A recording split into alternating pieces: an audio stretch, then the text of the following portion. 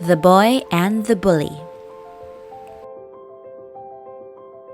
When Father was a little boy, even though he was so young, he understood goodness and wickedness very well. Father could not stand to see wickedness. Whenever he saw something bad happening, such as someone stealing or being mean to somebody else, he just had to stop it. Sometimes this meant he had to fight with his fists, even though he didn't want to. First, Father would always try to talk with the person who was doing something bad. He wanted them to understand that it was wrong to do those things and stop doing them.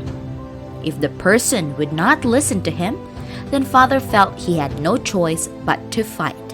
The only time Father would fight was if someone was very evil. You see, only goodness and righteousness belong to God. There should be no room in the world for anything evil, because God wants it to be a nice place for everyone to live. And Father wanted the same thing. Also, Father would only fight someone who was stronger than himself. It would not be fair, he felt, to fight someone who was weaker than he. At Father's school, there was a very mean boy who always hurt the other children or made them cry. He was known to everyone as the school bully, and the smaller children were afraid to go to school because of him. Father tried over and over to convince him to stop hurting the children, but the boy would not listen. He just laughed at Father with a very mean laugh. The bully was 4 years older than Father, and so he was much bigger and stronger. One day, Father decided he had no choice but to fight with this boy.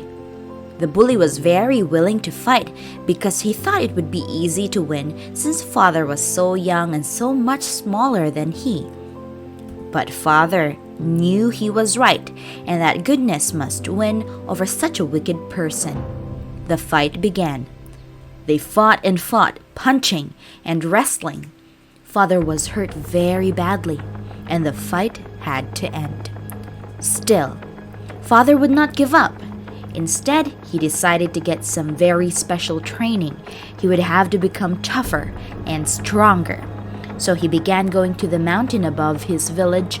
There, Father found a strong and solid tree. He pretended that the tree was the bully and fought with the tree. His fists became sore and tender, but he kept coming back for more until they were tough and strong. Father got strong, so strong that the tree actually broke. Then he knew he was ready to face the bully once more.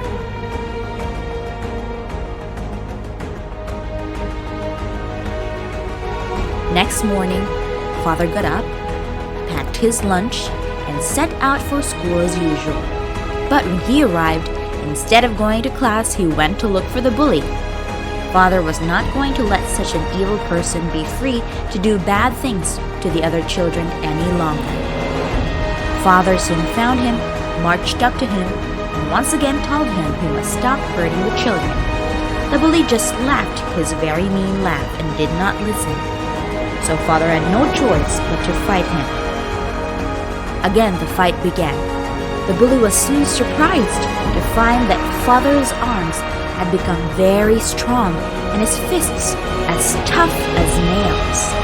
The bully got more serious and tried to finish Father off quickly, but he had met his match. This time, Father won the fight. After that, as long as Father was around, the bully could never hurt the other children or make them cry again.